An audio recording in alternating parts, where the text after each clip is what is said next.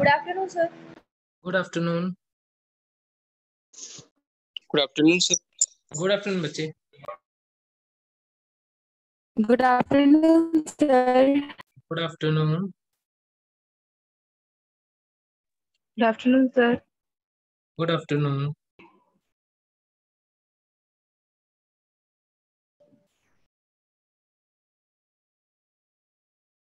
प्रणाम सर. खूब खुश रहो बच्चे.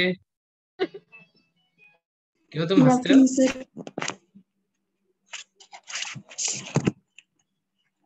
Good afternoon sir. Good afternoon बच्चे.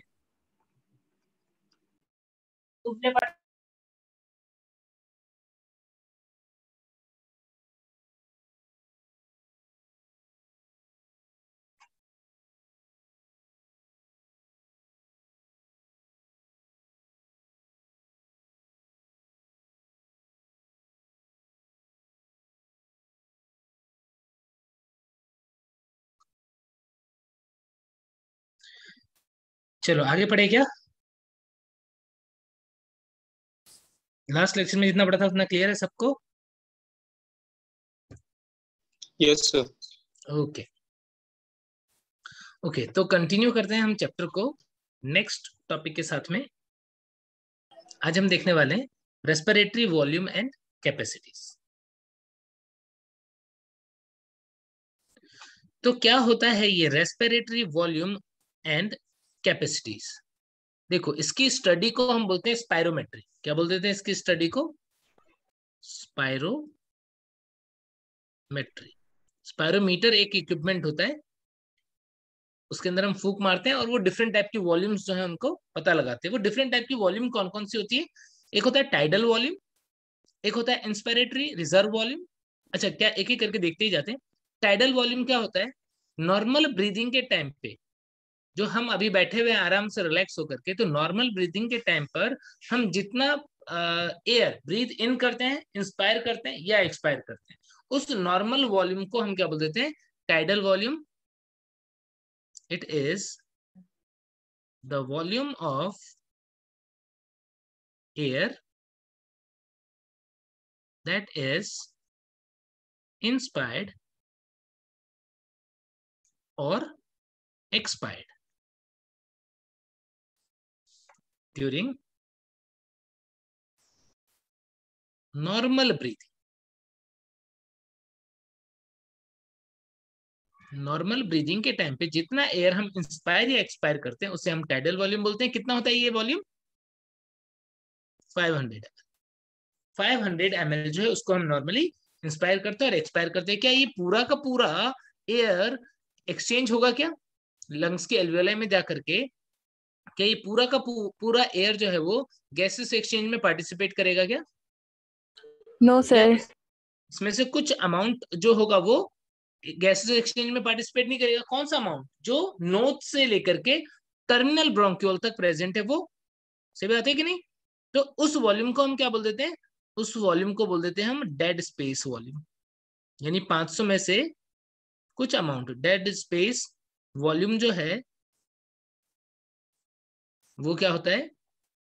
अराउंड 150 ml जितना नोज से और टर्मिनल ब्रोंक्यूल तक है. does not take part in gases exchange.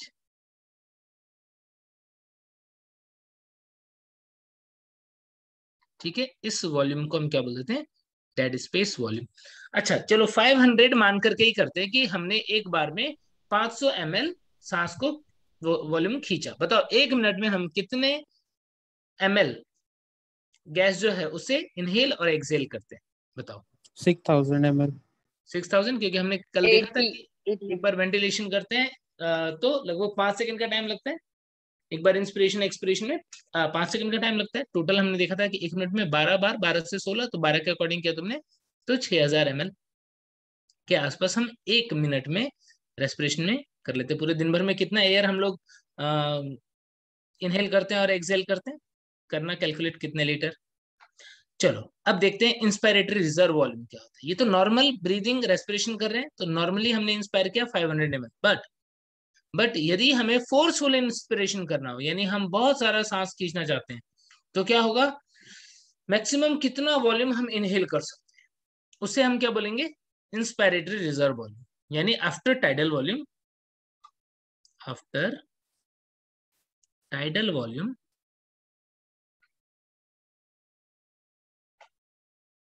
the amount of air that can be inhaled or inspired, inhaled, उससे हम क्या बोल देंगे, इंस्पिरेटरी रिजर्व वॉल्यूम। यानी नॉर्मली हम इंस्पिरेशन नहीं कर रहे इसको, लेकिन कभी हमारी बॉडी के अंदर क्या होता है, CO2 का अमाउंट बढ़ जाता है, तो हम तब क्या होता है, तब या हमें जब नींद आ रही है, जब हमारी एक्टिविटी कम है, हमारी सेल्स को O2 कम मिल रहा है, तो उस टाइम पे क्या होता है, उस टाइम पे हमें उबासी आती है, हम क्या करते हैं, बहुत सारा एयर अंदर खींचते हैं। ठीक है, मैक्सिमम कितना इंस्पिरेशन में इस तरीके से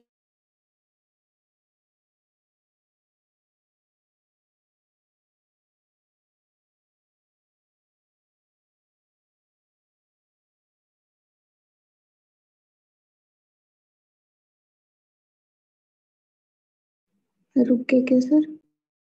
हाँ सर रुक गए। हाँ रुक गए हैं।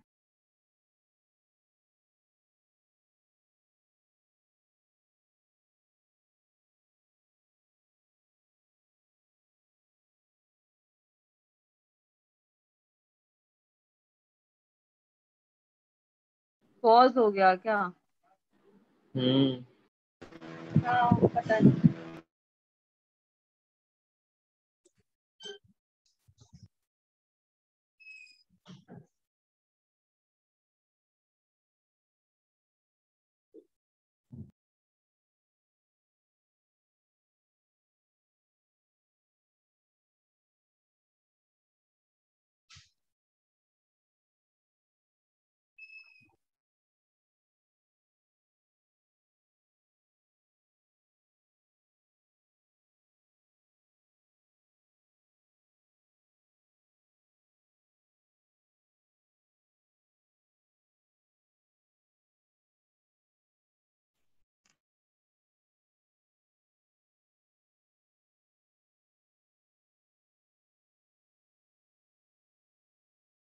अभी भी रुके हैं क्या सर? हाँ, शो नहीं हो रहा है। रुक गए।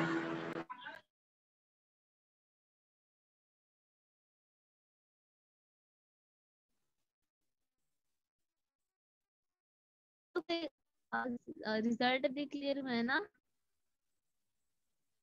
क्या क्लियर हुआ है? सीटी बोर्ड वालों का, टेंथ वालों का। क्या फायदा है फिर रिजल्ट का? हाँ, आज तो आया ना 10th का पूरा।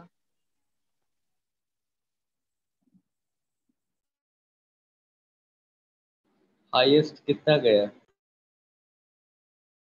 97%। कितना भी गया होगा, सारा मार्क्स तो स्कूल से टीचर्स का दिया हुआ है, कौन सा खुद से पढ़ के लाए हैं। हाँ मेहनत का नहीं है, वो ऐसा फर्जी नहीं वाला है कि है। टीचर्स दिए हैं, असाइनमेंट भी बनाए हैं हर बच्चे अच्छे से, और हर किसी को नंबर नहीं दिए हैं। अरे तो वो मेहनत का थोड़ी है, पेपर उन लोग थोड़ी दिए हैं, वो असाइनमेंट हाँ, बस दिए लेकिन हैं। असाइनमेंट पे खोज के बनाना भी बहुत बड़ी बात होती है। मेरे घर में भी है दिलाने वाले 2-3। सब बस सब छापना यूट्यूब से बस देख तो देख होता के है बना उसमें। रहे हैं। हाँ, ये बात भी है, लेकिन खोजना भी वैसे पड़ता ही है है। उतना।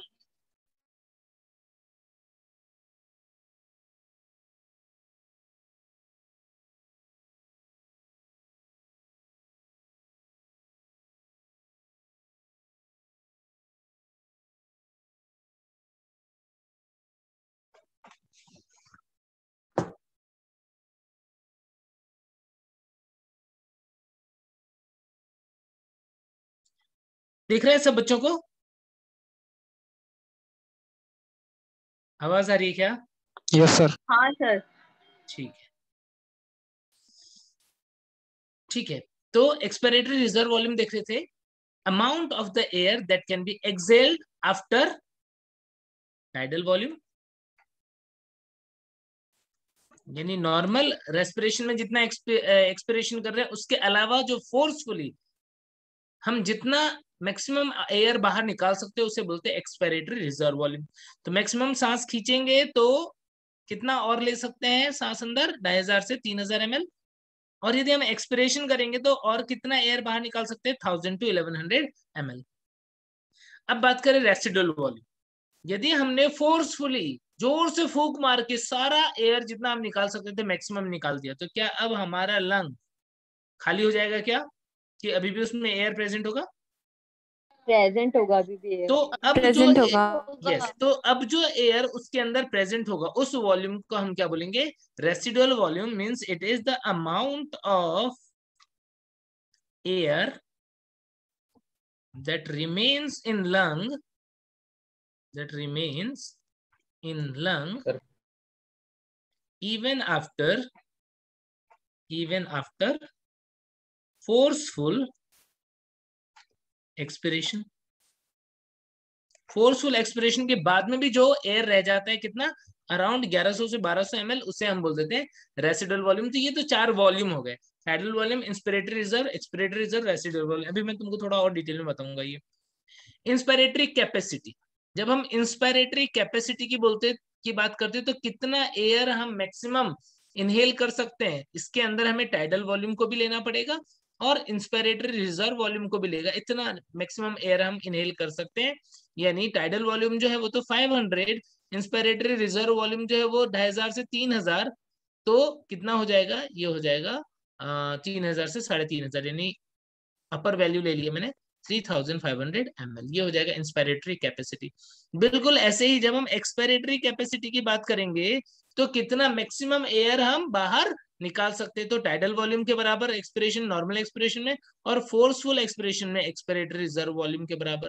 तो टोटल करो कितना हो जाएगा, 500 ये हो गया, और एक्सपिरेटरी रिजर्व वॉल्यूम मान लो 1100, तो टोटल 1600 ml के आसपास जो है वो एक्सपिरेटरी कैपेसिटी हो जाएगी। Functional residual capacity, functional residual capacity का मतलब हुआ कि फंक्शनल कितना एयर जो है वो लंग्स के अंदर रह जाएगा। ठीक है, क्या क्या आ जाएगा इसके अंदर, फंक्शनल रेसिडुअल कैपेसिटी में क्या क्या आएगा, बता सकते हो क्या, बोलो। फंक्शनल ERV और RV। इसके अंदर ERV आ जाएगा, कितना हम फोर्सफुली एक्सेल कर रहे हैं, प्लस उसके अलावा लंग के अंदर कितना रेसिडुअल वॉल्यूम है वो।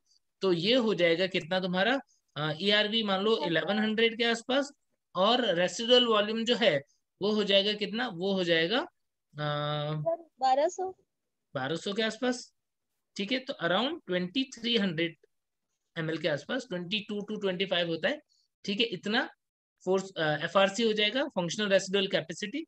वाइटल कैपेसिटी की बात करें तो वाइटल कैपेसिटी कितना मैक्सिमम एयर हम इनहेल और एक्सेल करें वो मिला के, तो मैक्सिमम यानी कि इंस्पिरेटरी रिजर्व वॉल्यूम खींच सकते हैं अंदर, टाइडल वॉल्यूम ले सकते हैं और एक्सपिरेटरी रिजर्व वॉल्यूम ले सकते हैं। तो टोटल कितना हो जाएगा, ये इंस्पिरेटरी रिजर्व वॉल्यूम जो है 2500 से 3000 था, मान लो 3000 लेके एक बार सॉल्व कर लेते हैं। टाइडल वॉल्यूम 500 और expiratory reserve volume, expiratory reserve volume कितना था, 1100 था क्या? यस सर, अभी तो ऊपर लिखे। ठीक है, तो कितना हो गया ये टोटल, ये 500 हो गया, तो ये हो गया 4600 के आसपास। ठीक है, ये नियर बाय वैल्यू थी। ये जो यहाँ पर मैंने वैल्यू लिखा हुआ है ना, वो एनसीईआरटी की बुक में जो डेटा दिया हुआ है वो लिखा हुआ है मोस्टली, जो डेटा दिया हुआ है वो, और जो नहीं दिया हुआ है उसकी तो कोई बात ही नहीं। ठीक है, अब देखो टोटल कैपेसिटी की यदि हम बात करें तो इसके अंदर हमको ऐड कर देना पड़ेगा रेसिडुअल वॉल्यूम भी। तो क्या आ जाएगा, टोटल कैपेसिटी हो जाता है क्या, vital capacity plus residual volume, कितना हो जाएगा 4600 प्लस 1200, कितना हो गया, अराउंड 5800 ml जितना, और ये लगभग कितना हो जाता है, ये 6 लीटर के आसपास हो जाता है, या 6000 ml के आसपास हो जाता है टोटल कैपेसिटी ऑफ लंग। तो ये डिफरेंट वॉल्यूम्स हैं, ये डेटा बताया। अब मैं एक बार समझा देता हूँ कि किस तरीके से हम इसे स्टडी कर रहे हैं। देखो क्या होता है, सपोज ग्राफ के थ्रू देख रहे हैं, तो नॉर्मली मैंने सांस लिया तो क्या हो जाएगा, तो यहाँ पर मैंने, एक मिनट, यहाँ पर मैंने ब्रीथ इन किया तो क्या हुआ, मैंने 500 ml एयर अंदर ले लिया। एक्सपिरेशन कर रहा हूं तो 500 बाहर। क्या हो रहा है ये टाइडल वॉल्यूम को बता रहा है। ये क्या है, ये टाइडल वॉल्यूम। इतना पार्ट क्या है, टाइडल वॉल्यूम। इंस्पिरेशन कर रहा हूं तो 500 इनहेल कर ले रहा हूं, और या फिर 500 जो एक्सेल कर ले रहा हूं। अब यदि मैं इनहेल करना चाहता हूं और भी फोर्सफुली, तो कितना और इनहेल कर सकता हूं? काफी सारा एयर जो है वो मैं और भी इनहेल कर सकता हूं, इतना और। इसे हम क्या बोल देते हैं, इसे बोल देते हैं inspiratory reserve volume. Tidal volume normally हम कर रहे हैं, फोर्सफुल इंस्पिरेशन में मैंने इतना और इनहेल कर लिया। ऐसे ही यदि मैं फोर्सफुल एक्सपिरेशन करना चाहता हूं तो कितना एयर और निकाल सकता हूं, कुछ इतना। तो इसे हम क्या बोल देंगे, इसे हम बोल देंगे expiratory reserve volume. Inspiratory reserve volume कितना, 2500 to 3000 ml। Expiratory reserve volume 1000 to 1100 ml। अब इसके बाद भी लंग के अंदर कुछ एयर जो है वो बची रह गई है। मान लो यहाँ तक, यहाँ 0 से स्टार्ट करें, ये 0 है, तो इसको कितना बोल देंगे, कितना लंग्स के अंदर अभी भी बचा रह जाएगा, 1200, जिसे हम बोल देंगे रेसिडुअल वॉल्यूम। ठीक है, तो इस तरीके से हम ब्रीदिंग के टाइम पे क्या कर सकते हैं, मैं नॉर्मली 500 ml टाइडल वॉल्यूम जो इंस्पायर एक्सपायर कर सकते हैं। फोर्सफुली यदि हम इंस्पायर करें तो लगभग 2500 टू 3000 ml जो है वो एक्स्ट्रा इनहेल कर सकते हैं। ऐसे ही फोर्सफुली एक्सेल करें तो अराउंड 1100 ml एक्सेल कर सकते हैं। ठीक है, और बचेगा कितना, 1200 ml। तो ऐसे ध्यान रख सकते हो। अब कैपेसिटी की बात कर रहे थे, तो कैपेसिटी में यहां से लेकर के यहां तक, ये कैपेसिटी क्या है, क्या बोल रहे थे हम इसको, इंस्पायरेटरी, कौन सा वॉल्यूम बोल रहे थे हम, inspiratory capacity. Inspiratory capacity, volume नहीं, कैपेसिटी। ठीक है, देन ऐसे ही हम कितना मैक्सिमम एक्सेल कर पा रहे थे, इतना, उसको हमने क्या बोल दिया था, उसको हमने बोल दिया था एक्सपायरेटरी कैपेसिटी। ठीक है, और इसके बाद में हमने देखा था फंक्शनल रेसिडुअल वॉल्यूम। तो फंक्शनल रेसिडुअल वॉल्यूम कौन सा होगा, यहां से लेकर के कितना फोर्सफुली एक्सपायर कर रहे हैं और कितना रिजर्व वॉल्यूम है, फंक्शनल एक्सपायरेटरी कैपेसिटी। ठीक है, और जो एयर हम ले पा रहे थे मैक्सिमम और निकाल पा रहे थे जितना एयर, ये हो जाती है वाइटल कैपेसिटी ऑफ लंग। ये यहां से यहां तक वाइटल कैपेसिटी ऑफ लंग, और पूरा यदि मिला दें हम तो ये पूरा का पूरा हो जाएगा total capacity of lung, total capacity of lung. तो इस तरीके से ये ग्राफ जो है वो हमें सारी बात बता रहा है। ये ग्राफ तुमने कुछ, हाँ बच्चों, हाँ बच्चे, सही। IRV में टाइडल को भी मतलब इंक्लूड करते हैं या फिर उसके बाद लेते हैं, जो मतलब जो नॉर्मली लेंगे तो? इंस्पायरेटरी रिजर्व वॉल्यूम में टाइडल को इंक्लूड नहीं करेंगे, टाइडल के बाद वाला जो होगा उससे ही। मतलब नॉर्मली जितना लेते हैं उसके बाद जो एक्स्ट्रा लेंगे, क्या बोलते हैं, हाँ, फोर्सफुल उसको लेंगे। फोर्सफुली, यस बच्चे, फोर्सफुली, है ना। हाँ, थैंक यू। ठीक है, ठीक है। सर एक बार फंक्शनल वाला को बताओ ना। फंक्शनल, फंक्शनल कैप, फंक्शनल कौन सा वाला, फंक्शनल रेसिडुअल कैपेसिटी, ये। Yes sir. देखो, फंक्शनल रेसिडुअल कैपेसिटी जो होता है वो क्या होता है कि हमारी लंग्स में नॉर्मली कितना एयर प्रेजेंट है, भाई 1200 तो है ही। अभी जब तुम नॉर्मल ब्रीदिंग कर रहे हो तो कितना एयर लंग्स के अंदर रिजर्व्ड है, वो होगा फंक्शनल रेसिडुअल कैपेसिटी। कितना रिजर्व है, ये वाला, एक तो रेसिडुअल वाला, और वो जो हम फोर्सफुली बाहर निकाल सकते हैं वो, ये यस दो सर। है। तो इसको क्या बोल दोगे, functional residual capacity. Okay sir, thank you. ठीक है ना, ओके। तो इस तरीके से फंक्शन, सर विषय जैव क्षमता को भी बताइए ना वन टाइम। क्या बताऊं, सर विषय जैव क्षमता। देखो वाइटल कैपेसिटी का मतलब ये हुआ वो कैपेसिटी जो हमारा लंग मतलब ले सकता है और निकाल सकता है, मैक्सिमम जो है वो होता है वाइटल कैपेसिटी। तो 500 तो नॉर्मली ले रहे निकाल रहे हैं, जरूरत पड़ेगी तो हम ये भी ले सकते हैं 3000, और यदि फोर्सफुली एक्सपायर भी करना है तो ये भी, यानी इतना टोटल वॉल्यूम हो गया जो हमारा लंग एक्सचेंज कर सकता है मैक्सिमम। उसे क्या बोल दोगे? Vital capacity. समझ गए?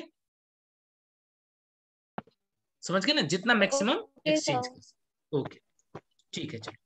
Yes sir. Okay okay. तो फिर अब इसके बाद में अब बात करते हैं नेक्स्ट, एक्सचेंज ऑफ गैसेस की। देखो एक्सचेंज ऑफ गैसेस जो है वो क्या होता है, हम देख रहे हैं कि जो हमने एयर इनहेल किया, लंग्स के अंदर आया, लंग्स से फिर क्या हुआ, लंग्स से फिर वो ब्लड में गया, ब्लड से फिर टिश्यू में गया, टिश्यू से कोई गैस बाहर आ रही है। तो ये आखिर एक्सचेंज ऑफ गैसेस जो है एल्वियोली के अंदर भी और टिश्यू के अंदर भी क्यों हो रहा है, उसके पीछे रीजन क्या है बताओ, क्या रीजन होगा इसके पीछे? रीजन होगा डिफरेंस सर इन क्या क्वेश्चन पार्शियल पूछे? प्रेशर। मेरा क्वेश्चन है कि बताओ हमारे लंग्स और ब्लड के बीच में और ब्लड और टिश्यू के बीच में गैसेस एक्सचेंज हो रहा है, तो उस एक्सचेंज के पीछे क्या कारण होगा, कौन सा फैक्टर होगा? Partial pressure. Yes, partial pressure. So यहाँ पर हम देखते हैं कि एक्सचेंज ऑफ गैसेस के पीछे रीजन क्या है? Difference in partial pressure. क्या बोलेंगे हम बोलेंगे difference in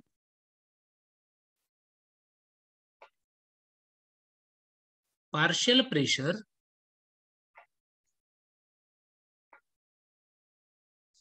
of gases are important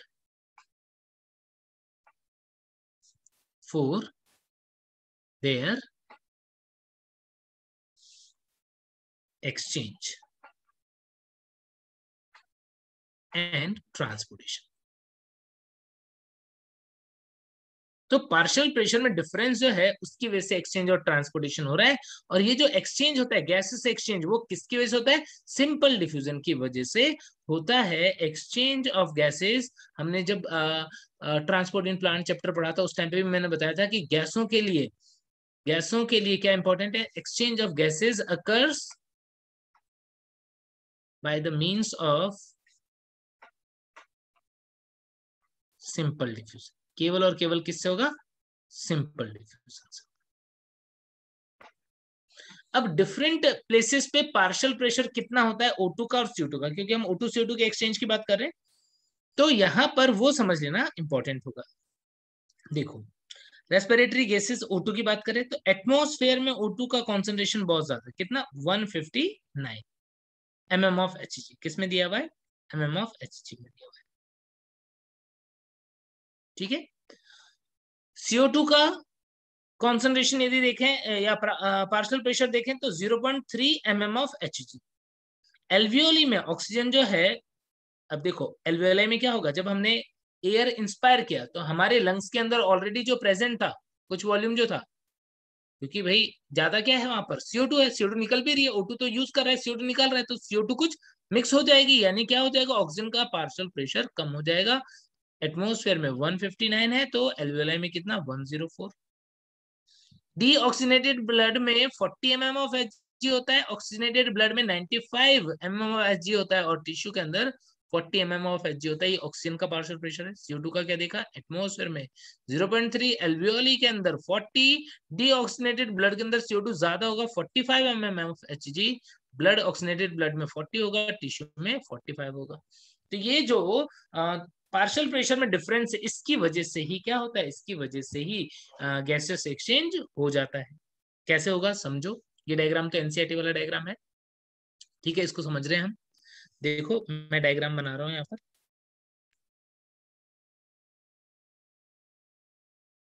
दो जगहों पर हमें ये चीज समझनी होगी, एक तो एल्वियोली में और दूसरा टिश्यू में। तो पहले एल्वियोली वाला डायग्राम। एल्वियोली में गैसेस एक्सचेंज बहुत अच्छे से हो पाता है, उसके पीछे मेन रीजन क्या है? यहाँ पर एपिथेलियम जो है बहुत ही थिन है। कौन सी? Simple squamous epithelium. यहाँ पर तो क्या होता है? यहाँ पर तो होता है सिंपल स्क्वामस एपिथेलियम, जिसे हम क्या बोल देते हैं? टेसेलेटेड एपिथेलियम। याद है क्या? सर क्या बोले?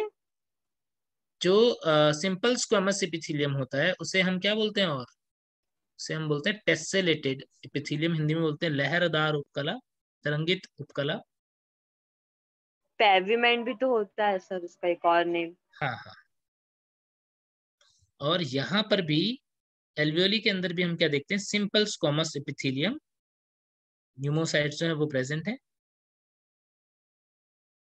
और ये दोनों एपिथेलियम के बीच में होता है क्या, बेसमेंट मेम्ब्रेन, बहुत ही पतला सा बेसमेंट मेम्ब्रेन जो है वो प्रेजेंट होता है। कहाँ पर, यहाँ पर। दूसरे कलर से बना दूं क्या, ये है ब्लू कलर वाला है इसका बेसमेंट मेम्ब्रेन,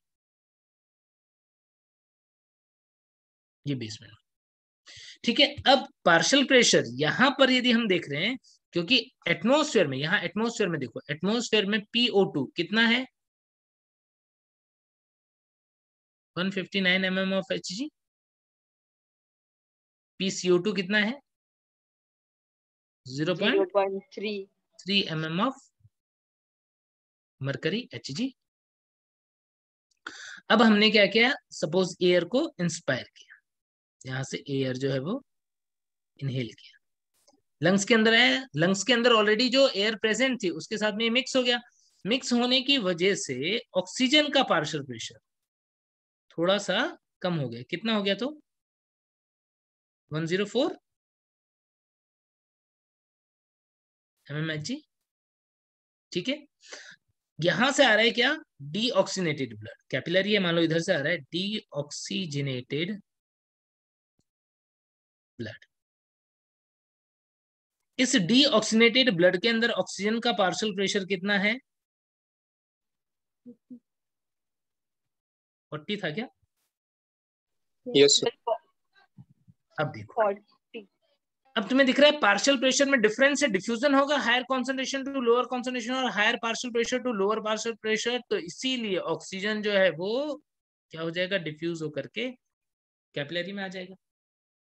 कैपिलरी में ये ऑक्सीजन आ गया तो अब क्या होगा, ये ब्लड जो है पहले डीऑक्सीनेटेड था, अब क्या होता जा रहा है, ये कन्वर्ट होता जा रहा है किसके अंदर, ऑक्सीजनेटेड ब्लड के अंदर। तो ऑक्सीजनेटेड ब्लड के अंदर ऑक्सीजन ज्यादा हो गया, अब कितना हो गया, 95। 95। हाँ सर 95।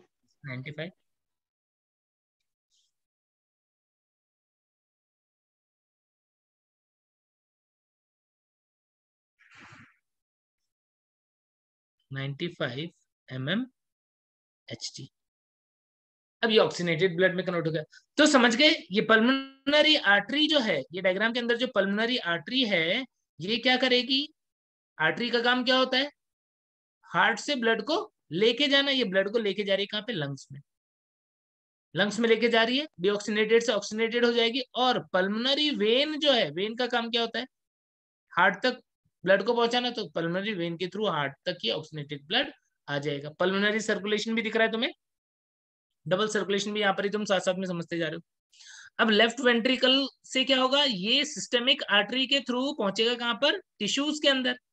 अब टिश्यू में एक्सचेंज कैसे होगा वो देखो, अब क्या हुआ, ये ऑक्सीनेटेड ब्लड जो है वो टिश्यू में आ गया, तो यहां से घूम के आ गया ऐसे, मान लो ये कैपिलरी है,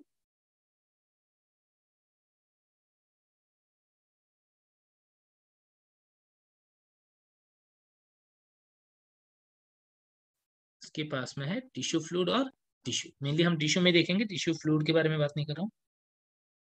तो टिश्यू बना लेते हैं यहाँ पर एक,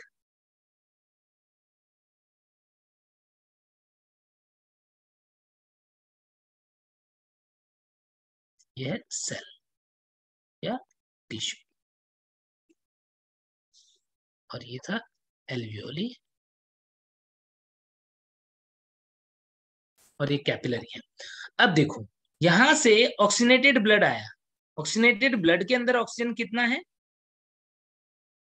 95। PO2 95 mm of Hg।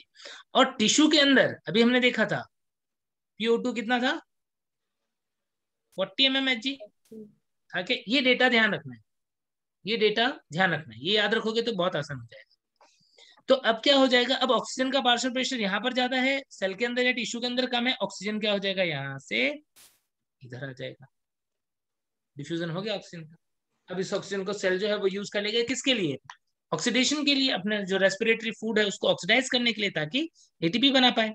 और उस प्रोसेस में ये इवॉल्व करेगा क्या, CO2, यानी इस टिश्यू के अंदर CO2 का अमाउंट क्या होगा, ज्यादा होगा। CO2 का अमाउंट ज्यादा होगा क्या, यस सर। यस। तो CO2 का पार्शियल प्रेशर जो है वो इस टिश्यू के अंदर कितना होता है, यहाँ पर होता है 45। CO2 is 45 mm of Hg। और यहां पर ये जो कैपिलरी के अंदर ब्लड आ रहा था, इस ब्लड के अंदर क्या हुआ, इस ब्लड के अंदर ऑक्सीजन तो इधर आ गई है, और CO2 के यदि कॉन्सेंट्रेशन की बात करें, कि CO2 पार्शियल प्रेशर की बात करें, तो इसके अंदर PCO2 जो है वो कितना होता है, वो 40 mm of Hg होता है। जो ब्लड आया उसके अंदर ऑक्सीजन ज्यादा था, CO2 कम था, क्योंकि यहाँ पे CO2 निकल जाता है तो इसलिए CO2 कम होता है। अभी हम सीधे टिश्यू से स्टार्ट करते हैं, अपने आप वहां पहुंचेंगे। तो टिश्यू के अंदर CO2 का प्रोडक्शन हो रहा है रेस्पिरेशन की प्रोसेस में, इसीलिए यहाँ पर CO2 ज्यादा है और ब्लड के अंदर रिलेटिवली कम है, तो यहाँ से CO2 जो है वो एंटर हो गया, CO2 का डिफ्यूजन हो गया टिश्यू से ब्लड कैपिलरीज में। और अब ये कहाँ पे जाएगा, यानी इधर से जो ये आ रहा है ब्लड, कौन सा है ये, सिस्टेमिक आर्टरी के अंदर ऑक्सीनेटेड ब्लड है। ये वाला ब्लड फिर से कैसा है, इधर से जो आ रहा है ऑक्सीजनेटेड ब्लड। ऑक्सीजनेटेड ब्लड के अंदर ऑक्सीजन ज्यादा है, CO2 कम है। फिर यहाँ पर जब ये लोड हो जाएगा तो अब इधर क्या हो जाएगा, ये कौन सा ब्लड में कन्वर्ट हो जाएगा, डीऑक्सीजनेटेड ब्लड। इस डीऑक्सीजनेटेड ब्लड के अंदर PCO2 बढ़ चुका है, कितना हो गया है 45 mm ऑफ Hg। यहां से आता है क्या, कितना हो गया 45 mm ऑफ Hg। ये डीऑक्सीजनेटेड ब्लड यहां पर पहुंचा, कितना है PCO2 45 mm ऑफ Hg। और क्या कोई बच्चा मुझे बता सकता है कि एल्वियोली के अंदर PCO2 कितना है, 40। हाँ सॉरी 40 mm ऑफ Hg। यानी यहां पर क्या है, यहां पर CO2 45, यहां पर CO2 40, क्या हो जाएगा CO2 डिफ्यूज हो जाएगा किधर, एल्वियोली के अंदर। अल्टीमेटली PCO2 क्या हो जाएगा, कम हो जाएगा, अगेन 40 mm ऑफ Hg। आई बात समझ में, बहुत क्लियर हो गया सब बच्चों को कि किस तरीके से ऑक्सीजन का ट्रांसपोर्टेशन हो रहा है और किस तरीके से CO2 का ट्रांसपोर्टेशन हो रहा है। जब यहाँ पर ऑक्सीजन जो है यहाँ पर डिफ्यूज हो गया तो क्या हो जाएगा, अब इसके अंदर ऑक्सीजन का अमाउंट कितना हो जाएगा, पहले 95 था, अब डीऑक्सीनेटेड ब्लड के अंदर कितना हो जाता है, बोलो डीऑक्सीनेटेड ब्लड के अंदर कितना हो जाता है, बोलो 40, दिख रहे हो क्या, 40 mm ऑफ Hg। तो दोनों जगहों पर किस तरीके से O2 और CO2 का डिफ्यूजन होता है, क्या सब बच्चों को क्लियर हो गया एकदम। सर ये जो पल्मोनरी आर्टरी वाला जो NCERT डायग्राम है उसको बताओ ना एक बार। यही तो है जो मैंने बनाया, वही तो है, मैंने तुमको डिटेल में बता दिया, इन्होंने शॉर्ट में बताया हुआ है। देखो यहाँ पर क्या हो रहा है, लंग्स के अंदर O2 का पार्शियल प्रेशर ज्यादा होता है, पल्मोनरी आर्टरी के अंदर कम होता है, तो O2 फिर अंदर आ जाएगा। पाथवे बस पूछ रही हूँ उसका पाथवे। पाथवे तो सिंपल है ना, ये लंग है तो लंग से क्या होगा, O2 अंदर, ये आ गई O2 पल्मोनरी वेन के अंदर, पल्मोनरी वेन इसको लेके के कहाँ पे चला गया, एट्रियम के अंदर, लेफ्ट एट्रियम, लेफ्ट एट्रियम से लेफ्ट वेंट्रिकल, वेंट्रिकल से क्या हो जाएगा, ये इस तरीके से मूव करेगा सिस्टेमिक सर्कुलेशन में, कहाँ पे आ जाएगा, टिश्यू के पास, टिश्यू ने O2 ले लिया, CO2 निकाल दिया, CO2 क्या हो जाएगा, वेन के थ्रू पहुंच जाएगा कहाँ पर, राइट एट्रियम, राइट वेंट्रिकल, यहाँ से फिर पल्मोनरी सर्कुलेशन में, पल्मोनरी आर्टरी के थ्रू कहाँ पहुंच जाएगा, लंग्स में, यहाँ से CO2 को दे देगा लंग्स को, O2 को ले लेगा। समझ गए, हाँ ठीक है, ठीक है, चलो। तो फिर इसके बाद में अब ये जो गैसेस हैं इनका ट्रांसपोर्टेशन कैसे होता है वो थोड़ा सा डिटेल में देखते हैं। ट्रांसपोर्टेशन ऑफ गैसेस, देखो transportation of gases,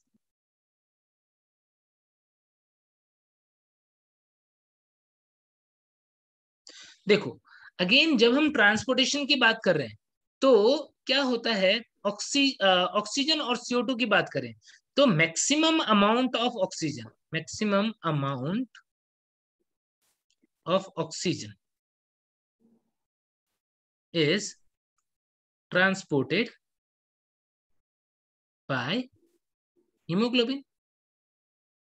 maximum amount of O2 जो है, ऑक्सीजन जो है वो हीमोग्लोबिन ट्रांसपोर्ट करेगा, और ऑक्सीजन की ऐसी सॉल्युबिलिटी ब्लड में बहुत कम है, बहुत कम अमाउंट जो है वो ब्लड के थ्रू जाता है। जबकि CO2 के लिए बात करें तो maximum amount of CO2 is transported by plasma as bicarbonate. Bicarbonate के फॉर्म में मैक्सिमम CO2 ट्रांसफर होता है। ठीक है, और ये जो ट्रांसपोर्टेशन होगा, अभी हमने देख लिया एक्सचेंज कैसे हो रहा है, तो ट्रांसपोर्टेशन होगा तो ऑक्सीजन जो है वो कहां से कहां, लंग्स से टिश्यूज तक जाएंगी, और CO2 का ट्रांसपोर्टेशन कैसे होगा, टिश्यू से लंग्स की तरफ होगा। तो ये ट्रांसपोर्टेशन जो है वो किसके थ्रू होता है, ब्लड के थ्रू होता है।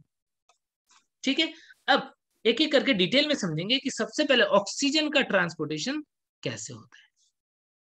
ऑक्सीजन का ट्रांसपोर्टेशन दो तरीके से हो रहा है। कैसे कैसे, एक तो डिसॉल्व फॉर्म में, डिसॉल्व फॉर्म कितना, अराउंड 3%, और विथ हीमोग्लोबिन, हीमोग्लोबिन के थ्रू कितना होगा, अराउंड 97%, इस तरीके से। अब ये जो हीमोग्लोबिन होता है ये ऑक्सीजन को कैसे बाइंड करता है, बहुत ध्यान से समझते हैं।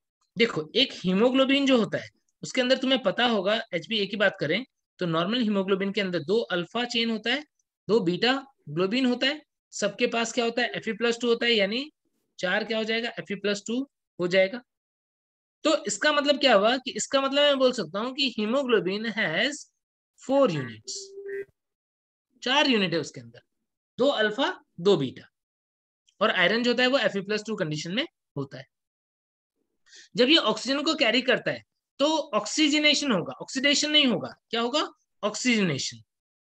When it binds with O2 oxygenation occurs. क्या होता है, ऑक्सीजनेशन होता है, ऑक्सीडेशन नहीं होता। यदि ऑक्सीडाइज हो जाए हीमोग्लोबिन तो उसको बोल देते हैं मेथमोग्लोबिन। वो एक मतलब पैथोलॉजिकल कंडीशन हो गई कि यदि हीमोग्लोबिन ऑक्सीडाइज हो जाएगा, काम नहीं करेगा, मेथमोग्लोबिनेमिया वगैरह उस कंडीशन में हो जाती है। तो अब एक हीमोग्लोबिन कितने ऑक्सीजन से बाइंड करता है, 4। 1 हीमोग्लोबिन 4 ऑक्सीजन से बाइंड करता है, बिल्कुल सही बात है।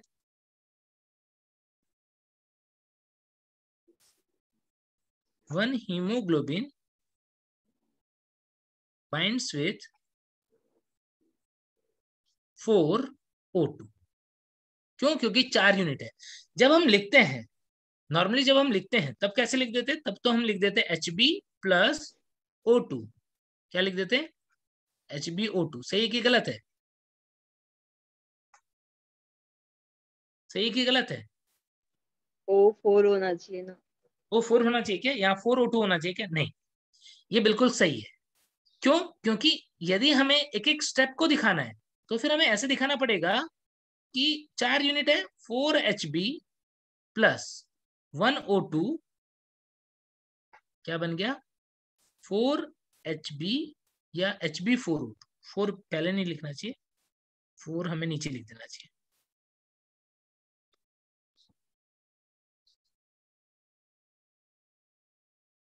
Hb4O2 ऐसे।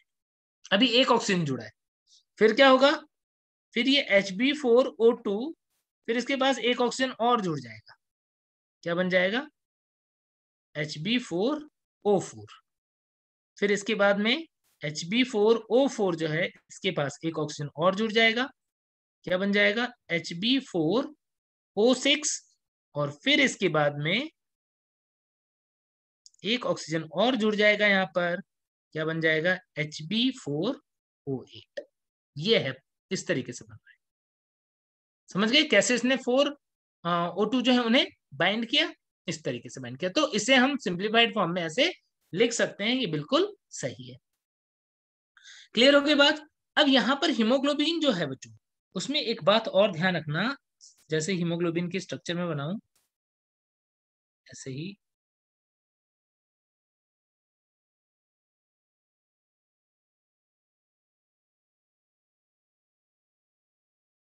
फोर यूनिट है, 2 अल्फा 2 बीटा ग्लोबिन, उसके बाद हीम जो है वो प्रेजेंट होगा आयरन पोरफायरिन की फॉर्म में। तो Fe+2 यहाँ पर भी है, इस वाली यूनिट में भी है, इस वाली यूनिट में भी है, इस वाली यूनिट में भी। और ये क्या कर रहा है, ये O2 को बाइंड कर रहा है, 4 O2 को इस तरीके से इसने बाइंड किया। अब एक बहुत कमाल की बात बता रहा हूँ, देखो ये हीमोग्लोबिन जो है वो भी 2 फॉर्म में प्रेजेंट हो सकता है। हीमोग्लोबिन जो है उसकी 2 फॉर्म्स होती है। कौन कौन सी फॉर्म, एक होती है टी फॉर्म, टी का मतलब है टेंस टी फॉर्म, और एक होती है आर फॉर्म। आर का मतलब क्या है, रिलैक्स। ये टेंस फॉर्म है, ये रिलैक्स फॉर्म। क्या होता है, ये ऑक्सीजन के लिए एफिनिटी कम शो करता है, ऑक्सीजन एफिनिटी टेंस फॉर्म की कम होती है, जबकि रिलैक्स फॉर्म जो है इसकी ऑक्सीजन एफिनिटी जो है वो ज्यादा होती है।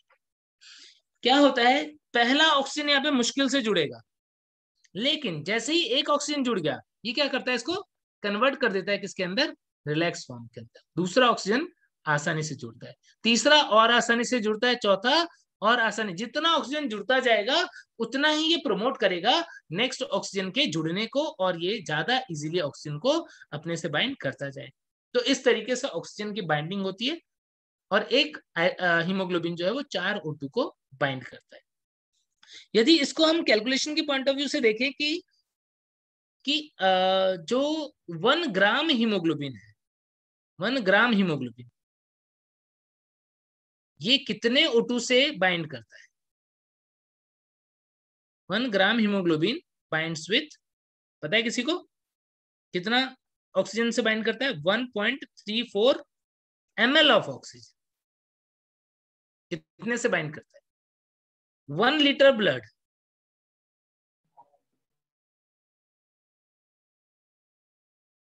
या 100 ml,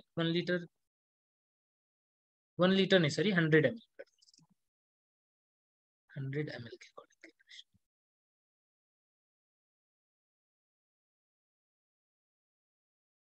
100 ml ऑफ ब्लड। या अब 100 ml ब्लड के अंदर कितना हीमोग्लोबिन होता है, पता है किसी को, नॉर्मली हीमोग्लोबिन की नॉर्मल वैल्यू 15%, 15 ग्राम पर 100 ml होता है। एडल्ट के अंदर, ह्यूमन मेल के अंदर 15 एवरेज वैल्यू मान लो। तो 100 ml ब्लड कितना ऑक्सीजन लेके जाएगा, बता सकते हो क्या?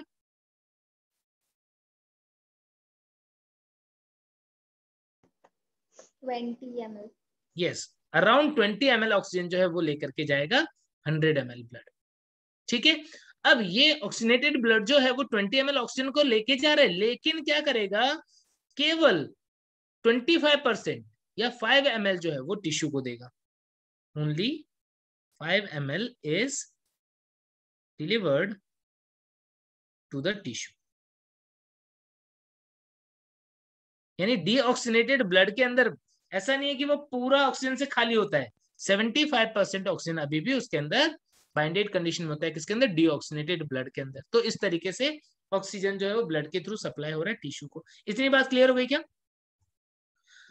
अब इसके बाद में हम देखते हैं कि आखिर ये जो ऑक्सीजन का ट्रांसपोर्टेशन हो रहा है वो किस तरीके से हो रहा है।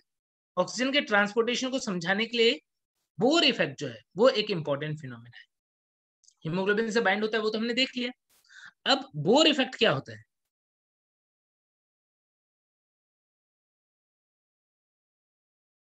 क्या होता है बताओ?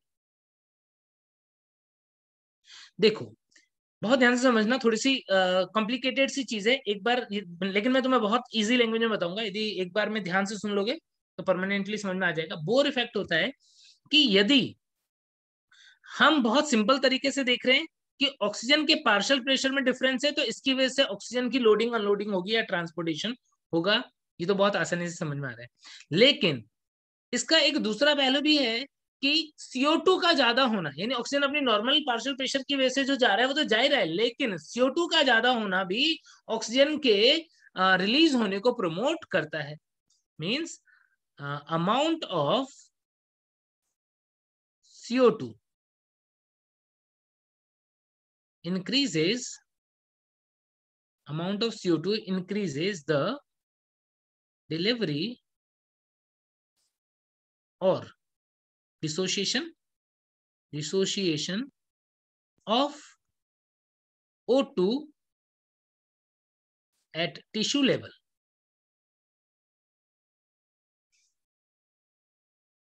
Known as Bohr's effect. क्या मतलब हुआ? मतलब ये हुआ कि तुम्हारा हीमोग्लोबिन जो है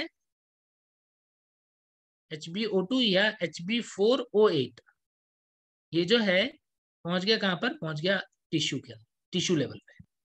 तो यहां पर हम क्या देख रहे हैं? यहां पर हम देख रहे हैं कैपिलरी है और टिश्यू है। बना ही लेता हूं, सपोज ये कैपिलरी है,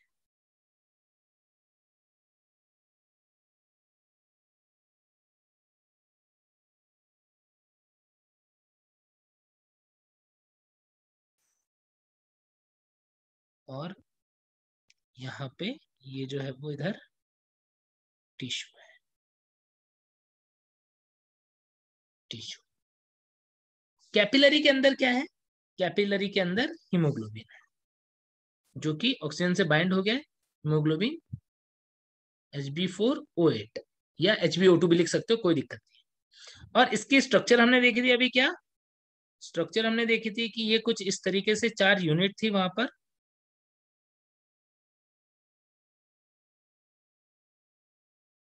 और ये चारों यूनिट से जुड़े हुए थे क्या? ऑक्सीजन।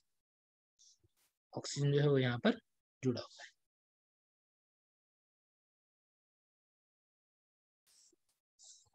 O2 है। अब क्या होता है देखो, टिश्यू के अंदर CO2 का अमाउंट ज्यादा है। टिश्यू के अंदर CO2 का अमाउंट ज्यादा है तो वो कहां पर आ जाता है? वो आ जाता है ब्लड के अंदर। ब्लड के अंदर जब टिश्यू आता है तो ये किससे बाइंड करेगा? यहाँ पर कार्बोनिक एनहाइड्रेज की हेल्प से। पहले तो कहां पर रिएक्शन होगी? पहले तो रिएक्शन होगी RBC के अंदर। कार्बोनिक एनहाइड्रेज एंजाइम कहां पर होता है? बोलो, RBC के अंदर। मान लो ये RBC है, तो इसके अंदर ये CO2 जो है वो बाइंड करता है, रिएक्ट करता है किससे? वो रिएक्ट करता है H2O से। यहाँ पर आ गया CO2, और ये रिएक्ट करेगा किससे? H2O से। क्या बना देगा? H2CO3। H2CO3 फर्दर यहाँ पे लिख रहा हूं मैं, यदि H2CO3 फर्दर ब्रेक होता है H+ और HCO3- में, और HCO3 जो है वो आ जाता है प्लाज्मा के अंदर। प्लाज्मा जो है बाइकार्बोनेट को ट्रांसफर कर रहा है, बट H+ के ज्यादा होने से ये हीमोग्लोबिन से बाइंड होता है, और जैसे ही हीमोग्लोबिन से ये बाइंड होगा, ये क्या करेगा? हीमोग्लोबिन को टेंस फॉर्म में ला देगा। याद है अभी थोड़ी देर पहले बताया, टेंस फॉर्म में यदि होगा तो ऑक्सीजन के लिए एफिनिटी कम हो जाएगी। कम हो जाएगी मतलब क्या हो जाएगा? यहाँ से ऑक्सीजन जो है वो रिलीज होने लग जाएगा टिश्यू के अंदर। आई बात समझ में? तो CO2 के ज्यादा होने की वजह से ऑक्सीजन के रिलीज होकर के टिश्यू में आने की प्रोबेबिलिटी बढ़ गई। एक तो ये रीजन होता है। दूसरा एक रीजन होता है कि जो CO2 है वो हीमोग्लोबिन से बाइंड होता है, इसके NH ग्रुप से। पता है कार्ब अमीनो हीमोग्लोबिन, NHCOH या NCOO NHCOO माइनस। तो यहाँ पर कार्ब अमीनो हीमोग्लोबिन भी बनता है, तो उसकी वजह से भी क्या होगा? ये टेंस फॉर्म में आएगा और ऑक्सीजन को रिलीज करेगा। इसका मतलब सीधी सी बात हो गई कि भाई CO2 ज्यादा है तो H+ रिलीज होगा और कार्ब अमीनो हीमोग्लोबिन बनेगा। कार्ब अमीनो हीमोग्लोबिन, तो ये दोनों क्या करते हैं? ये दोनों हीमोग्लोबिन को R फॉर्म से, रिलैक्स फॉर्म से कन्वर्ट कर देते हैं किस फॉर्म में? T फॉर्म के अंदर। और इसकी वजह से क्या हो जाता है? इसकी वजह से ऑक्सीजन की डिलीवरी बढ़ जाती है। इस इफेक्ट को हम बोल देते हैं बोर इफेक्ट। तो ये बोर इफेक्ट को मैंने डिटेल में बता दिया, तुम्हें शॉर्ट में ध्यान रखना है तो बस इतना सा ध्यान रखना है कि amount of CO2 increase amount of CO2 कर दो, increase amount of CO2 increases the delivery of or dissociation of oxygen at tissue level, जिसको हम क्या बोल देते हैं? बोर्स इफेक्ट बोल देते हैं। इतनी बात समझ में आ गई? अब यदि हम ऑक्सी हीमोग्लोबिन के ब्रेक होने को देख रहे हैं यहाँ पे ग्राफ के थ्रू, तो उस कर्व को बोलते हैं ऑक्सी हीमोग्लोबिन डिसोसिएशन कर्व। और ये कर्व कैसा होता है? ये कर्व होता है सिग्मोइड या फिर एस शेप का। कैसा होगा? सिग्मोइड और एस शेप्ड होगा। ठीक है, सिग्मोइड या एस शेप का कर्व होता है ऑक्सी हीमोग्लोबिन डिसोसिएशन कर्व। और यहाँ पर हम देखते हैं कि P50 जो वैल्यू है इसकी, यानी कि ऑक्सीजन का पार्शियल प्रेशर यदि 50 होगा तो उस टाइम पे कितना सैचुरेशन रहेगा? अराउंड 85%, लगभग इतना। ठीक है, यहाँ पर मैंने दिया हुआ भी है, ये टेबल लिया हुआ है, ये जो मेडिकल में फिजियोलॉजी की बुक चलती है ज्ञानम, उससे मैंने ये टेबल लिया हुआ है ताकि तुम्हें पता रहे जरूरत पड़े तो कि कितने परसेंट पे कितना सैचुरेशन होता है। ठीक है, यदि हम बात करें कि ऑक्सीजन का पार्शियल प्रेशर जो कि तुमने देखा था लंग्स के अंदर कितना था, 104 के आसपास, तो उतने पे काफी ज्यादा 97.5% के अराउंड सैचुरेशन जो है वो तुम्हें देखने को मिलेगा। तो इस तरीके से सैचुरेशन जो है क्विकली बढ़ा, फिर उसके बाद में कांस्टेंट हो गया, सिग्मोइड ग्रोथ डिसोसिएशन कर्व आता है। यदि कभी तुम्हें ये कर्व जो है वो शिफ्टेड दिखाई दे, मान लो सपोज ये कर्व जो है वो लेफ्ट साइड में शिफ्ट हो गया कुछ ऐसे, तो बताओ कि ऑक्सीजन का डिसोसिएशन बढ़ रहा है कि कम हो रहा है? कम हो रहा है। कम हो रहा है। कैसे देख लिया तुमने बच्चे? कम हो रहा है कैसे पता पड़ गया? देखो यहाँ पर तुम देखोगे वैल्यू से पता चलता है। यस, 50 पे देखो, पहले 80.3% जो है वो सैचुरेटेड था, अब इसी 50 पे कितना हो गया? 100 हो गया। ये देखो, हो गया कि नहीं? तो इसका मतलब यदि कर्व लेफ्ट में शिफ्ट हो रहा है तो तुम समझ जाओगे कि इसका मतलब ऑक्सीजन जो है वो हीमोग्लोबिन से बाइंडेड रह रहा है, वो जल्दी छूट नहीं रहा है, यानी ऑक्सी हीमोग्लोबिन डिसोसिएशन कम हो गया है, बाइंडिंग बढ़ गई है।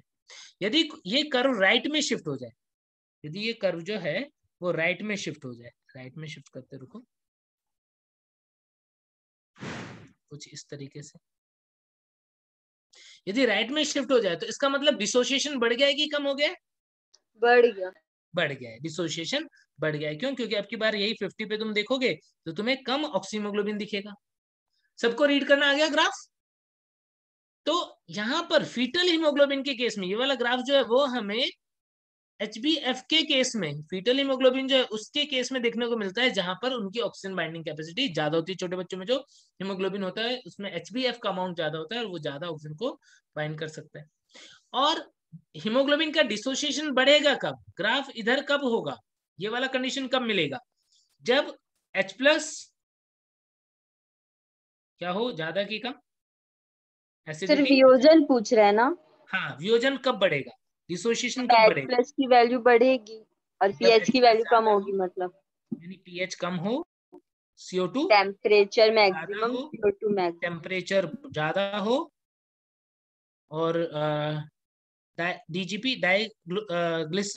ग्लिसरॉल्डिहाइड फॉस्फेट या फॉस्फोग्लिसरॉल्डिहाइड या ग्लिसरिक एसिड बोल सकते हैं, जो हमारा रेस्पिरेशन का प्रोडक्ट होता है, तो वो यदि ज्यादा होगा तो उस केस में भी डिसोसिएशन बढ़ता है। तो ये सारे के सारे क्या करेंगे?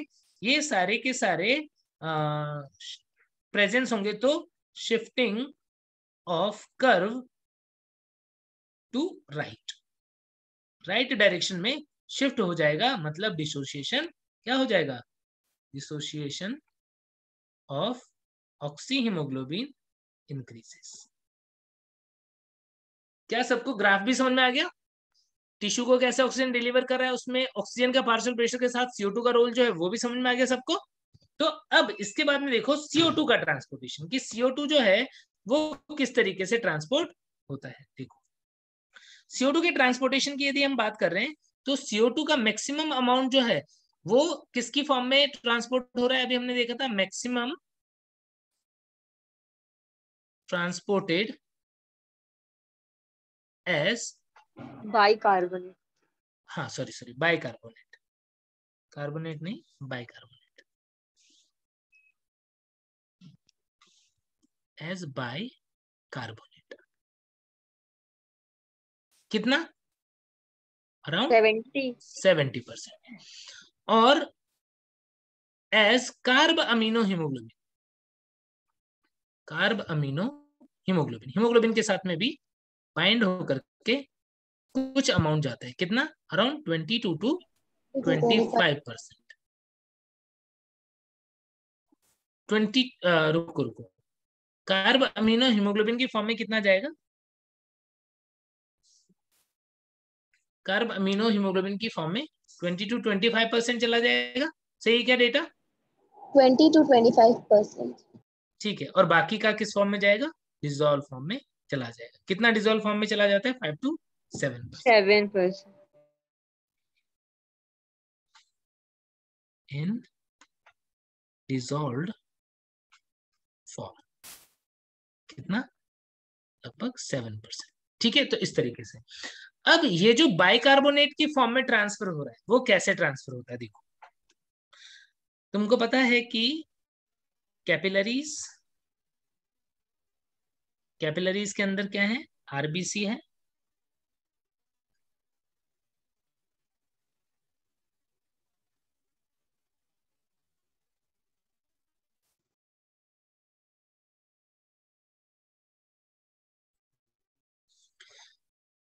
ये है आरबीसी, और इधर साइड में क्या है?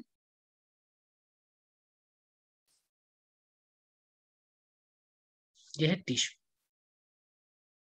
अब हमने देखा था टिश्यू के अंदर CO2 का अमाउंट ज्यादा था, पार्शियल प्रेशर 45। ब्लड के अंदर पार्शियल प्रेशर CO2 का कितना? कम। PCO2 कितना? 40 mmHg, और यहाँ पर 45 mmHg। तो CO2 जो है वो यहां से डिफ्यूज होकर के इधर आ गया। पहले आया किसके अंदर? पहले आया ब्लड के प्लाज्मा में, फिर ये आ गया आरबीसी के अंदर। अब आरबीसी में यहाँ पर एंजाइम है कार्बोनिक एनहाइड्रेज। ये क्या करता है? कार्बोनिक एनहाइड्रेज H2O के साथ में CO2 को मिक्स कर देता है और बना देता है H2CO3 बाइकार्बोनेट। ये ब्रेक हो जाएगा किसके अंदर? ये ब्रेक हो जाएगा H+ एंड HCO3- के अंदर। अब ये HCO3- यहां से निकल के आ जाता है कहां पर? बाहर। किसके अंदर? ये आ गया तुम्हारा प्लाज्मा के अंदर, HCO3-। प्लाज्मा के अंदर जब ये आया तो क्या होता है? तो NaCl जो है वो यहां पर प्रेजेंट था Na+Cl- की फॉर्म में, सपोज Na+Cl- की फॉर्म में। तो बाइकार्बोनेट जो है इसके साथ में क्लोराइड एक्सचेंज होता है। समझ गए क्या? बाइकार्बोनेट बाहर आया तो Cl कहां चला जाएगा? अंदर चला जाएगा। सोडियम के साथ में बाइकार्बोनेट मिल जाए, क्या बना दे? NaHCO3 sodium bicarbonate. इस फॉर्म में ये ट्रांसफर होता रहेगा, किसके थ्रू? प्लाज्मा के थ्रू। तो इस तरीके से बाइकार्बोनेट की फॉर्म में ये क्लोराइड जो यहाँ पर गया अंदर, इस फिनोमिना को क्या बोलते हैं? क्लोराइड की जो शिफ्टिंग हुई है ये क्या है? Chloride shift. क्लोराइड शिफ्ट के लिए एक और भी टर्म यूज करते हो क्या? Hamburger phenomena. तो इस तरीके से हम देखते हैं कि बाइकार्बोनेट की फॉर्म में इसका ट्रांसफर होता है। दूसरा, ऑक्सीजन का पार्शियल प्रेशर जो है वो कम होना इस प्रोसेस को इंक्रीज करता है। कैसे इंक्रीज करता है? कि ऑक्सीजन जितना निकलेगा हीमोग्लोबिन से, उतना ही हीमोग्लोबिन की CO2 से बाइंड होने की एफिशिएंसी बढ़ जाएगी। कैसे? कि हीमोग्लोबिन जो है, सपोज पहले किस फॉर्म में था?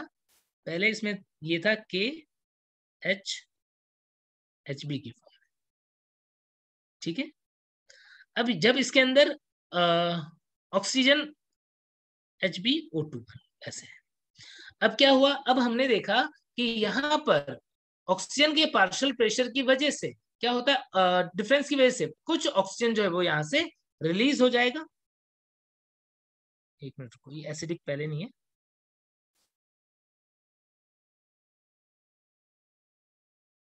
क्या है इसके अंदर? इसके अंदर KHbO2 है, ठीक है। ये ब्रेक हो गया किसके अंदर? K+, क्या KHb+O2 में। O2 निकल गया इसमें से, O2 बाहर निकल गया। अब ये जो KHb बना है यहाँ पर, ये क्या कर सकता है? ये ब्रेक हो जाता है। KHb जो है वो ब्रेक हो जाता है K+ और Hb+ के अंदर, और यहाँ पर जो एसिडिटी आई है, H+ वगैरह जो बने हैं, वो इस हीमोग्लोबिन से यदि जुड़ जाए तो क्या बना देगा, H+ हीमोग्लोबिन से जुड़ जाए तो क्या बन जाएगा, HHB बन जाएगा, एसिडिक बन गया। और जब ये एसिडिक बनता है तो उस कंडीशन में ये CO2 से, यानी जो CO2 यहाँ पर ज्यादा था, सपोज इसके अंदर CO2 आया था अभी, तो वो CO2 इस हीमोग्लोबिन से ऐड हो जाता है, यानी CO2 + HHB होकर के क्या बना देगा, ये बना देगा कार अमीनो हीमोग्लोबिन। ठीक है, HHB NHCOOH, इस तरीके से। तो दूसरा फॉर्म जो है यहाँ पर ये हुआ, किसकी वजह से हुआ, क्योंकि यहां से ऑक्सीजन रिलीज हुआ। तो ऑक्सीजन का रिलीज होना प्रोमोट कर रहा है किसको, CO2 को ऐड होने को, या CO2 के ट्रांसपोर्टेशन को। इस फिनोमिना को हम क्या बोल देते हैं, हेल्डेन इफेक्ट। जैसे तुमने बोर इफेक्ट पढ़ा था, वैसे ही हेल्डेन इफेक्ट जो है वो देखने को मिलता है कहां पर, जब हम देखते हैं कि CO2 जो है वो ऐड हो रहा है या ब्रेक हो रहा है, दोनों ही कंडीशन में हम देख सकते हैं। So it is effect of high partial pressure of oxygen on diffusion of CO2। तो उसके ऊपर जो इफेक्ट होता है उसे हम डिफ्यूजन या ट्रांसपोर्टेशन भी बोल सकते हो ऑफ CO2। तो उस इफेक्ट को हम क्या बोल देते हैं, हेल्डेन इफेक्ट। यानी बोर इफेक्ट में क्या हो रहा था, CO2 ज्यादा होने की वजह से ऑक्सीजन जो है वो डिसोशिएट हो रहा था। यहाँ पर क्या हो रहा है, यहाँ पर ऑक्सीजन ज्यादा होने की वजह से CO2 जो है वो इसके अंदर ऐड हो रहा है। तो इस इफेक्ट को हम हेल्डेन इफेक्ट भी बोल देते हैं। तो किस तरीके से बाइकार्बोनेट की फॉर्म में ट्रांसफर हुआ, कार्बोनिक एसिड की वजह से। और जो हीमोग्लोबिन से ऑक्सीजन निकला तो वो हीमोग्लोबिन किससे बाइंड हो गया, CO2 से कार्ब अमीनो हीमोग्लोबिन की फॉर्म में। कितना चला जाएगा, अराउंड 20 to 25%। क्या इतनी बातें क्लियर हो गई, CO2 का ट्रांसपोर्टेशन समझ में आ गया सबको। Hello sir. हाँ बच्चे बोलो। सर यहाँ सोडियम क्लोराइड क्यों लिए? सोडियम क्लोराइड होता है ना, ब्लड के अंदर होता है। तो Cl जो है वो क्या करेगा, वो जो एनायन बाहर आया, HCO3 बाहर आया, उसको बैलेंस करेगा, क्लोराइड बैलेंस कर रहा है। और सोडियम फ्री हुआ ना, वो सोडियम क्या करेगा, वो सोडियम बाइकार्बोनेट से जुड़ जाएगा, बाइकार्बोनेट से जुड़ जाएगा। नहीं, आयन की फॉर्म में भी ट्रांसफर हो सकता है और सोडियम बाइकार्बोनेट की फॉर्म में भी ट्रांसफर हो सकता है। ठीक है, क्लियर होगी बात इतनी सबको। सर बोहर इफेक्ट में टेम्परेचर को नहीं बताते क्या, सिर्फ कार्बन डाइऑक्साइड और H+ को बस बताते हैं, कि टेम्परेचर भी इंक्लूड करता है उसमें? नहीं नहीं, बोर इफेक्ट जो होता है ना वो होता है CO2 के ज्यादा होने की वजह से बस। तो सिर्फ CO2 बस देंगे, मतलब H+ आयन भी नहीं H+ भी लेंगे? दोगे, H+ भी दोगे, क्योंकि CO2 बढ़ रहा है ना, तो उसकी वजह से ही H+ भी बढ़ रहा है। हाँ, तो उसके कंपाउंड्स टूट जाएंगे तो वो भी हाँ, आएगा ना। ये दोनों आएंगे, टेम्परेचर नहीं आएगा टेम्परेचर नहीं लेंगे। हाँ ना। चलो अब इसके बाद में देखो next topic, regulation of respiration. Respiration को रेगुलेट करने के लिए क्या होता है, बहुत सारे रेस्पिरेटरी सेंटर होते हैं। रेस्पिरेटरी सेंटर्स कहां पर प्रेजेंट होते हैं, दो जगह पर, या तो मेडुला में, मेडुला ऑब्लांगेटा, और या फिर कहां पर प्रेजेंट होंगे, या फिर प्रेजेंट होंगे पोन्स में, पोन्स वेरोलाई। मेडुला ऑब्लांगेटा में दो सेंटर प्रेजेंट होते हैं, एक होता है डॉर्सल रेस्पिरेटरी ग्रुप, DRG, क्यों? रेस्पिरेटरी ग्रुप, और दूसरा होता है VRG, वेंट्रल रेस्पिरेटरी ग्रुप। ठीक है, ये दो चीजें होती है। पॉन्स के अंदर बात करें, पॉन्स में भी दो सेंटर होते हैं, एक होता है न्यूमोटेक्सिस सेंटर और दूसरा होता है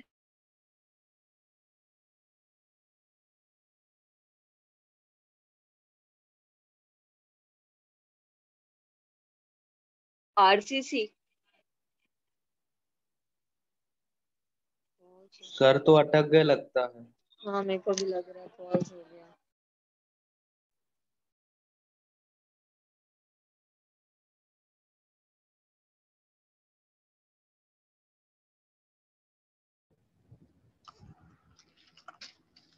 सर का नेटवर्क इसी टाइम जाता है। तो टाइम देखता है क्या?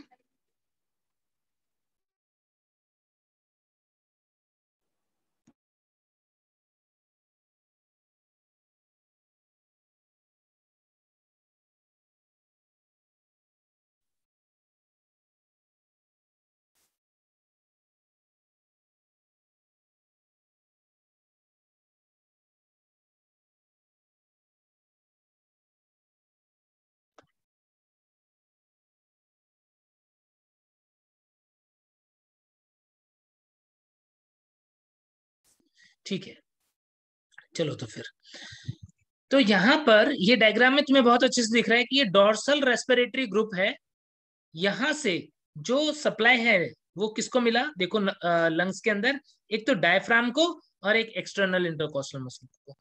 तो क्या कोई बच्चा मुझे बता सकता है कि डोर्सल रेस्पिरेटरी ग्रुप कौन सी प्रोसेस को मेनली कंट्रोल कर रहा होगा? बता सकते हो क्या? इंस्पिरेशन को। इंस्पिरेशन वाली प्रोसेस है वो मेनली नॉर्मल जो हमारी ब्रीदिंग होती है वो मेनली डोर्सल रेस्पिरेटरी ग्रुप के कंट्रोल में होती है। क्या कर रहा है ये? नॉर्मल ब्रीदिंग जो है और नॉर्मल वेंटिलेशन वगैरह जो है उसको ये कंट्रोल करता है। कौन? Dorsal respiratory group. Ventral respiratory group की बात करें हम तो वेंट्रल रेस्पिरेटरी ग्रुप जो है वो फोर्सफुल रेस्पिरेशन जो होता है उनको कंट्रोल करता है। Forceful respiration. और ये दोनों आपस में भी कोऑर्डिनेशन में होते हैं। ठीक है, अब क्या होगा कि क्यों, देखो जब हम फोर्सफुल रेस्पिरेशन करते हैं, फोर्सफुल एक्सपिरेशन करना होगा उस टाइम पे एब्डोमिनल मसल और इंटरनल इंटरकॉस्टल मसल इन सब का की रिक्वायरमेंट होगी, तो उसको सप्लाई कौन करेगा? Ventral respiratory group. ठीक है, तो इस तरीके से ये जो दोनों सेंटर हैं वो कंट्रोल करते हैं। देन इसके बाद पॉन्स में होते हैं एन्यूस्टिक सेंटर एंड एपन्यूस्टिक सेंटर। ये दोनों सेंटर जो है वो कंट्रोल करते हैं किसको? मेनली ये कंट्रोल करता है डोर्सल रेस्पिरेटरी ग्रुप को, और डोर्सल वाला जो है वो वेंट्रल को स्टिमुलेट कर रहा है। तो जब जब हमारी बॉडी के अंदर रेस्पिरेशन को इंक्रीज करना होगा या डिक्रीज करना होगा तो उस टाइम पे ये पॉजिटिव और नेगेटिव रेस्पॉन्स देंगे या प्रोमोट और इनहिबिटरी इफेक्ट जो है वो शो करेंगे मेडुलरी जो न्यूक्लियस है उनके ऊपर या जो ग्रुप्स हैं यहाँ पर उनके ऊपर। तो क्या होता है हमारी बॉडी के अंदर क्या क्या चीजें प्रेजेंट है जो कंट्रोल कर रहे हैं रेस्पिरेशन को? केमिकल, कुछ केमिकल रिसेप्टर्स होते हैं, कीमो रिसेप्टर्स। कहां पर प्रेजेंट है? प्रेजेंट इन, बता सकते हो क्या? एओर्टा में होता है, ठीक है, और कैरोटिड आर्टरी में होता है।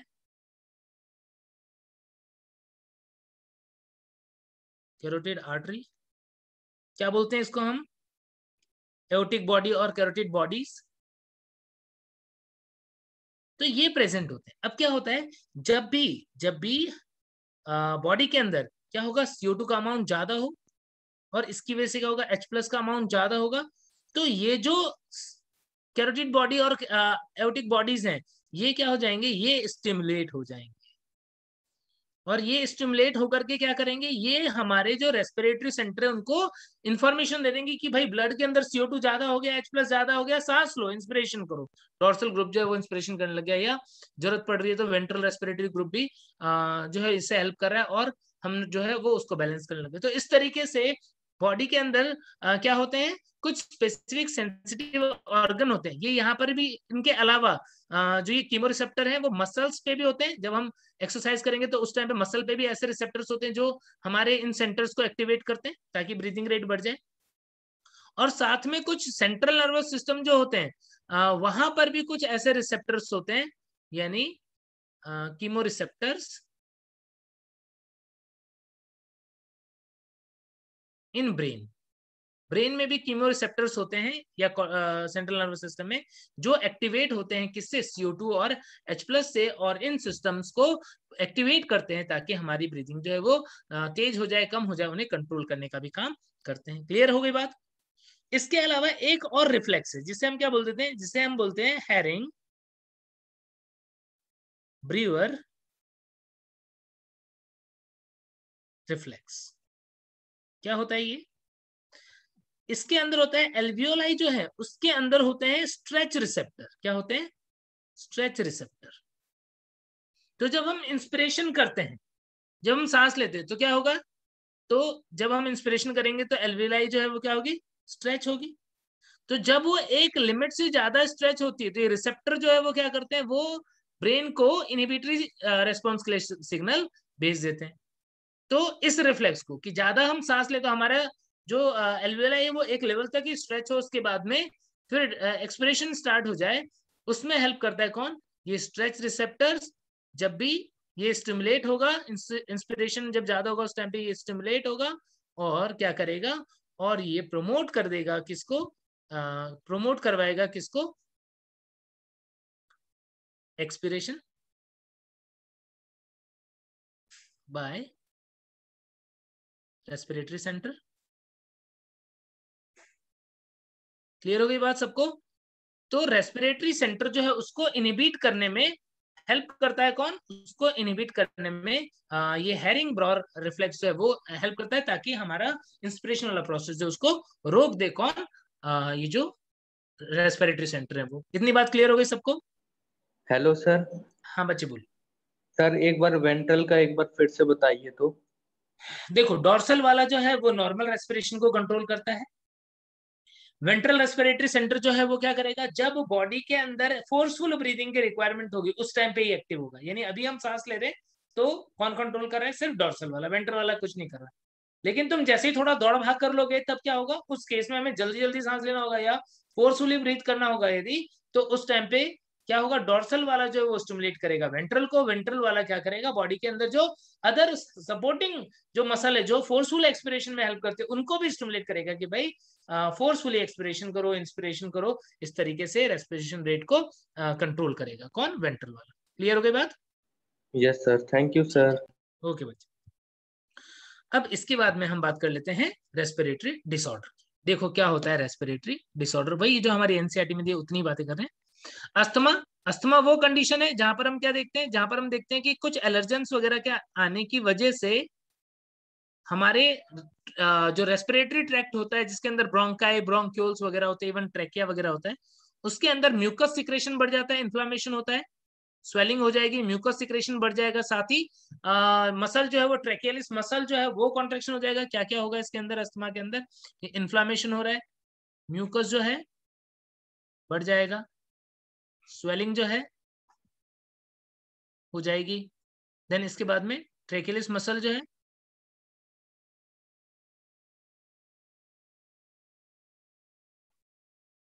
वो कॉन्ट्रैक्ट कर जाएगी। क्या हो जाएगा अल्टीमेटली, अल्टीमेटली ल्यूमेन नैरो, उसमें म्यूकस भरा हुआ है, स्वेलिंग है, सांस लेने में दिक्कत आ जाएगी, तो उस कंडीशन को बोलते हैं अस्थमा। याद होगा तुम्हें, अस्थमा में कुछ इनहेलर यूज करते हैं, इनहेलर और उसके अंदर साल्ब्यूटामोल और ऐसे मेडिसिन होती है जो क्या करती है, इमीडिएटली म्यूकोसा पे जाती है और इन इफेक्ट्स को कंट्रोल कर लेती है ताकि वापस से सांस लिया जा सके। ठीक है सर वो अस्थमा हो गया। ऑक्सीजन और हीलियम का मिश्रण रहता है क्या? नहीं, उसके अंदर ये जो तुम देखते हो इनहेलर्स वगैरह जो नॉर्मली लोग रखते हैं, वो जो जिसको दबाते हैं कुछ फुसफुस करता है और दवाई जैसी चली जाती है सीधे सांस में, उसके अंदर मेनली साल्ब्यूटामोल जो है वो यूज किया जाता है।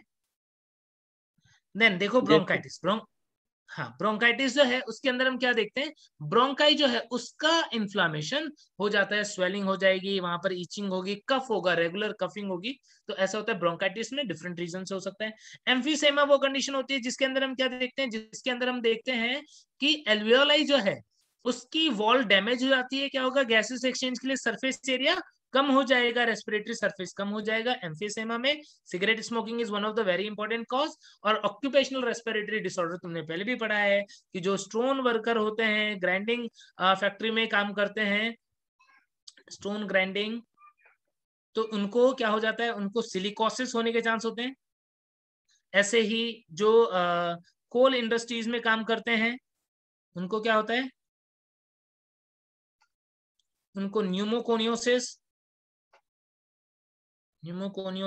होने के चांस होते हैं। ठीक है, कोई एस्बेस्टोस वाली फैक्ट्री में काम करता है जहां पर एस्बेस्टोस ज्यादा होगा, उनको क्या हो सकता है, उनको एस्बेस्टोसिस हो सकता है। एस्बेस्टोस ज्यादा होगा तो एस्बेस्टोसिस हो सकता है। और यदि कॉटन मिल में कोई काम करता है जहां पर कॉटन बहुत उड़ता होगा तो वहां पर क्या हो सकता है, बाइकोनियोसिस। ठीक है, तो ऐसे कुछ ऑक्यूपेशनल हैजार्ड हैं जिन, और ये यदि लंग के अंदर बार बार आता रहेगा तो क्या होगा, लंग के अंदर इन्फ्लामेशन हो जाएगा, ग्रेजुअली फाइब्रोसिस हो जाएगा, फाइब्रोस टिश्यू बन जाएगी। ठीक है, लंग डैमेज हो जाएगा, सीरियस लंग डैमेज भी हो सकता है। इसलिए ऐसे वर्कर यदि हैं तो उनको मास्क पहनना बहुत जरूरी है। ठीक है, तो ये हो गया रेस्पिरेटरी डिसऑर्डर। इसी के साथ में हमारे चैप्टर कंप्लीट हो गया है। और बोलो, और अब जो पूछना है वो पूछ लो। ये सर वो केमिस्ट्री में लिखा था ना, वो जो अस्थमा वाले जो रोगी होते हैं ना, उनको हाँ। वो हीलियम और ऑक्सीजन दोनों का मिश्रण करके वो जो छोटा सा डिब्बा रहता है उसको लेते हैं। नहीं नहीं नहीं नहीं, वो देखो, ऑक्सीजन तो हम उनको दे सकते हैं यदि हमको लग रहा है ऑक्सीजन की कमी हो रही है वो, लेकिन ना जो डॉक्टर देते हैं ना, जैसे अस्थमा का पेशेंट मेरे पास आएगा तो मैं उसे क्या दूंगा, मैं उसे साल्बुटामोल दूंगा।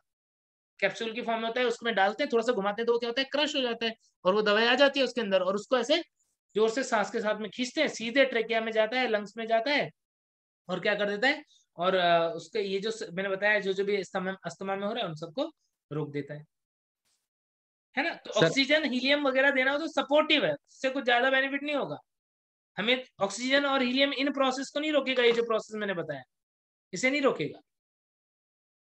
ठीक है, वो तो ऑक्सीजन की कमी हुई तो उसको टेम्पररी दे देगा। ठीक है ना, यस मेडिसिन सर। जो हम देते हैं वो तो यही देते हैं, मेन जो मेडिसिन होती है इसके अंदर वो होती है साल्ब्यूटामोल। और बोलो। ठीक है, तो फिर अब नेक्स्ट चैप्टर जो है सर्कुलेटरी सिस्टम वो स्टार्ट करेंगे नेक्स्ट लेक्चर में। ठीक है, चलो बाय सर बाय। मई भर में खत्म हो जाएगा ना बायो पूरा? क्या बोल रहे हो बच्चे? मई में खत्म हो जाएगा ना पूरा? देखो कितने चैप्टर बाकी रह गए, आप 3 4 चैप्टर बाकी रह गए क्या? सर 18 पढ़ाओगे कल और 22 चैप्टर है क्या? हाँ तो 4 5 चैप्टर रह गए ना, तो 10 दिन 22 मान लो। और एक 9 जय वड़ू 5 चैप्टर बचा है। हाँ तो 10 12 दिन मान लो। हाँ मतलब मई में हो जाएगा, हम्म, उसके बाद तो अब नहीं मिलोगे। हाँ ठीक है। Yes, bye sir. ठीक, ओके बच्चों, bye bye. Sir bye sir. Okay बच्चों, बाय बाय।